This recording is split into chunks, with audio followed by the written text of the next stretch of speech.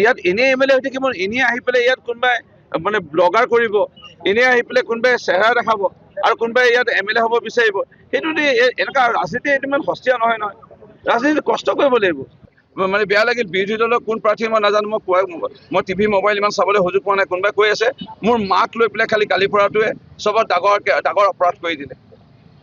এতিয়া সেই প্ৰাৰ্থীসকলৰ কেতিয়া জন্ম, তেওঁৰ দেউতাক কি কৰে, দেউতাকে কোনোবা কোম্পানীত কাম কৰিছিলে নেকি, সেই কোম্পানীটোৰ বহুত টকা সেই দেউতাকজনে লৈছিলে নেকি, সেই টকাবোৰ নিদিয়াৰ বাবে তেওঁ পলায়ন কৰি আছিলে নেকি,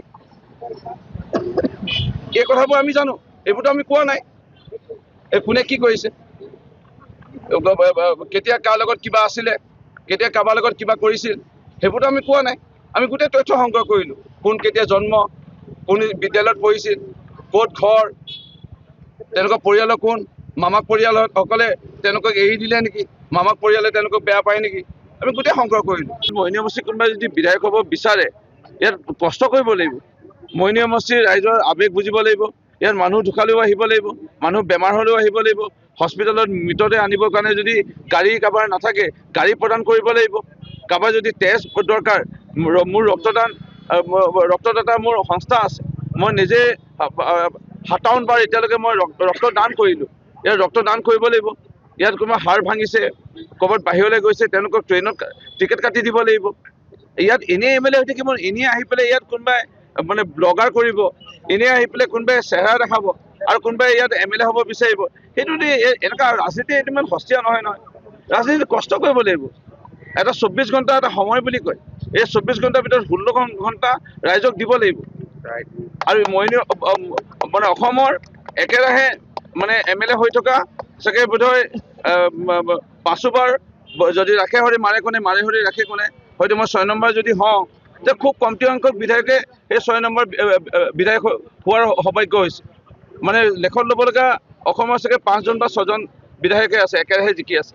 মই এনেই বোলে মাৰ্বল গুটি খেলি, ইয়াত বোলে টাং গুটি খেলি পেলাই, ইয়াত বোলে মই এনেই এম এল এ হৈ থকা নাই। ইয়াত যেতিয়া কোনোবা এজনৰ স্কুলৰ বা কলেজত পঢ়িবলৈ অসুবিধা, কিতাপ পত্ৰ কিনি দিব লাগিব। ইয়াত যেতিয়া হাতীয়ে ক'ৰবাত গাঁৱত আক্ৰমণ কৰে বা অনিষ্ট কৰে, তাত গৈ টৰ্চলাইট বিতৰণ কৰিব লাগিব। ৰাইজৰ লগত সাহস প্ৰদান কৰিব লাগিব। অসম নাগালেণ্ডৰ সীমামূৰীয়া যেতিয়া সমস্যা হয়, সেই সময়ত গৈ পেলাই ৰাইজক সাহস প্ৰদান কৰিব লাগিব। সেই সময়ত গৈ পেলাই ৰাইজৰ কাষত থিয় হ'ব লাগিব। এনেই কোনোবাই ঘূৰি ফুৰি ইয়াত এম এল এ হ'ব কোনো নোৱাৰে। মোহিনী সমষ্টি মোতকৈ অধিক কাম কৰা যদি কোনোবা ওলায়, তেতিয়াহে মোহিনী সমষ্টিত এম এল এ হ'ব লাগিব। নহ'লে মই যোনদিনাখনলৈকে মই উশাহ লৈ থাকিম, এম এল এটো ময়ে হৈ আছোঁ আৰু ময়ে এম এল এ হৈ থাকিম ইয়াত।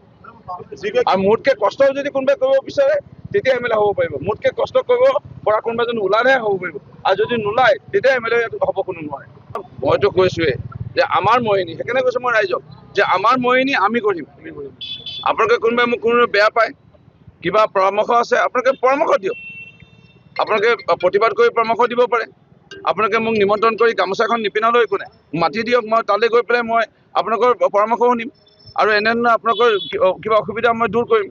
মোহিনী সমষ্টি ৰাস্তা যদি সমস্যা কোৱা যায়, আজিৰ তাৰিখত 80%তকৈ বেছি ৰাস্তা সমস্যা সমাধান।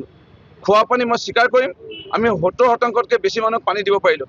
30% এতিয়াও দিব পৰা নাই। সেইটো বিফলতা বুলি ক'ব পাৰি। মই স্বীকাৰ কৰিছোঁ বিফলতা, পানী দিব পৰা নাই। 30% দিব পৰা নাই। এইবাৰ জিকি আমি পানী দিয়া কাম মূলতঃ আমি কৰিব লাগিব। আমি ৰাস্তা বনোৱা আমি কাম কৰিব লাগিব।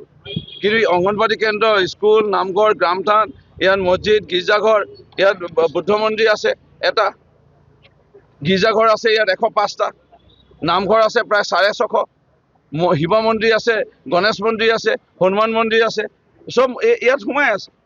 কোনোবাই এনেই আহি পেলাই এই কেইটামান ৰাস্তা মানে ব্লগিং নে ব্লগাৰ নে কি বুলি কয়, সেইবোৰ ইয়াত কৰি একো লাভ নাই। মোহিনী সমষ্টি এটা নিজৰ আমাৰ স্বাভিমান আছে, আৰু মোহিনী সমষ্টিৰ ৰাইজে মোহিনী সমষ্টিত কোনে দিনে ৰাতিয়ে থাকে। ইয়াত কাৰোবাৰ যদি ঘৰ জ্বলে, বিজুলী ঢেৰেকণিত কাৰোবাৰ যদি মৃত্যু হয়, কোন আহি পায় এইটো জানেই মোহিনী সমষ্টিৰ ৰাইজে। মোহিনী সমষ্টি আজিৰ তাৰিখলৈকে আমি বিধানসভাত কোনে মাত মাতে। ইয়াত মোহিনী সমষ্টি যদি আমি থানালৈ যাওঁ, নতুন থানা ৰূপজ্যোতি কৰ্মী নাম। ইয়াত যদি আমি যাওঁ ফায়াৰ ব্ৰিগেড ষ্টেচন, ৰূপজ্যোতি কৰ্মী নাম। মোহিনী ষ্টেডিয়াম যদি যাওঁ, ৰূপজ্যোতি কৰ্মী নাম। ধুধুৱালী ৰূপজ্যোতি কৰ্মী নাম। জোৱান মোহিনী ৰাস্তাত ৰূপজ্যোতি কৰ্মী নাম। ইয়াত স্কুলবোৰত ৰূপজ্যোতি কৰ্মী নাম। মৰিনী মহাবিদ্যালয় নতুন সংযোগ যদি হৈছে আন্তঃগাঁথনি তাতো ৰূপজ্যোতি কুৰ্মীৰ নাম। আকৌ যদি নতুন পানী যোগান আঁচনিবোৰ নিৰ্মাণ হৈ আছে ৰূপজ্যোতি কুৰ্মীৰ নাম। নতুনকৈ যদি উদ্যোগ স্থাপন হৈছে আকৌ ৰূপজ্যোতি কুৰ্মীৰ নাম। আকৌ নতুনকৈ হস্পিটেল নিৰ্মাণ হৈছে ৰূপজ্যোতি কুৰ্মীৰ নাম। মহিলা বিদ্যালয় ৰূপজ্যোতি কুৰ্মীৰ নাম। ইয়াত নতুনকৈ আকৌ আইন মহাবিদ্যালয় ৰূপজ্যোতি কুৰ্মীৰ নাম। নতুনকৈ এতিয়া চেণ্ট্ৰেল স্কুল এখন আহিব। আপোনালোকক ভাল খবৰটো জনাই দিওঁ, আমি ডিঙাপাৰা বাগানৰ কিনাৰতে যি চৰকাৰী 5 বিঘা মাটি আছে তাত আমি চেণ্ট্ৰেল স্কুল পাই আছোঁ। মৰিনী সমষ্টিত পোনপ্ৰথমবাৰৰ বাবে CBSE স্কুল আহি আছে। আজি আমি কৰি আছোঁ আমাৰ কাম। আৰু মৰিনীত যদি ৱৰ্ল্ড ক্লাছ ষ্টেচন হৈছে তাতো ৰূপজ্যোতি কুৰ্মীৰ নাম। আৰু নতুনকৈ আকৌ ট্ৰেইন সংযোগ হৈছে আকৌ ৰূপজ্যোতি কুৰ্মীৰ প্ৰস্তাৱ দিয়াৰ কাৰণে মৰিনী আকৌ নতুন চেলেঙাত ষ্টেচনত ৰঙিয়া লিডু নতুন ট্ৰেইনৰ আকৌ ষ্টপেজ তাত আমি লাভ কৰিছোঁ। মই কি কৰিছোঁ কি নাই নীৰৱে কৰি আছোঁ আৰু দেখি আছে। আৰু চবতকৈ ডাঙৰ কথা দেখাজনে দেখি আছে। আৰু চবতকৈ মানে বেয়া লাগিল বিৰোধী দলৰ কোন প্ৰাৰ্থী মই নাজানো, মই টিভি মোবাইল ইমান চাবলৈ সুযোগ পোৱা নাই। কোনোবাই কৈ আছে মোৰ মাক লৈ পেলাই খালি গালি পৰাটোৱে চবত ডাঙৰ অপৰাধ কৰি দিলে। এতিয়া সেই প্ৰাৰ্থীসকলৰ কেতিয়া জন্ম, তেওঁৰ দেউতাক কি কৰে, দেউতাকে কোনোবা কোম্পানীত কাম কৰিছিলে নেকি, সেই কোম্পানীটোৰ বহুত টকা সেই দেউতাকজনে লৈছিলে নেকি, সেই টকাবোৰ নিদিয়াৰ বাবে তেওঁ পলায়ন কৰি আছিলে নেকি, এই কথাবোৰ আমি জানো। এইবোৰতো আমি কোৱা নাই কোনে কি কৰিছে, কেতিয়া কাৰ লগত কিবা আছিলে, কেতিয়া কাৰোবাৰ লগত কিবা কৰিছিল, সেইবোৰতো আমি কোৱা নাই। আমি গোটেই তথ্য সংগ্ৰহ কৰিলোঁ। কোন কেতিয়া জন্ম, কোন বিদ্যালয়ত পঢ়িছিল, ক'ত ঘৰ, তেওঁলোকৰ পৰিয়ালৰ কোন, মামাক পৰিয়ালসকলে তেওঁলোকক এৰি দিলে নেকি, মামাক পৰিয়ালে তেওঁলোকক বেয়া পায় নেকি, আমি গোটেই সংগ্ৰহ কৰিলোঁ। সেইকাৰণে বিশেষ ক'বলগীয়া একো নাই। মই আনন্দিত, মোৰ মুখত অলপ হাঁহি দেখিছে এইটো কাৰণে, কাৰণ ৰাইজৰ দলৰ ইয়াত ভাল প্ৰাৰ্থী আছে। সেই প্ৰাৰ্থীসকল নোপোৱাৰ বাবে তেওঁলোকে ইতিমধ্যে আমাক ভিতৰকে সহায় কৰা আৰম্ভ কৰি দিলে। আৰু কংগ্ৰেছ দলৰ ইয়াত 3জন প্ৰাৰ্থী আছিল। এজন প্ৰাৰ্থী আমি জনাত কোনোবা দলৰ লগত মিত্ৰতা কৰিলে বা মিলি গ'ল।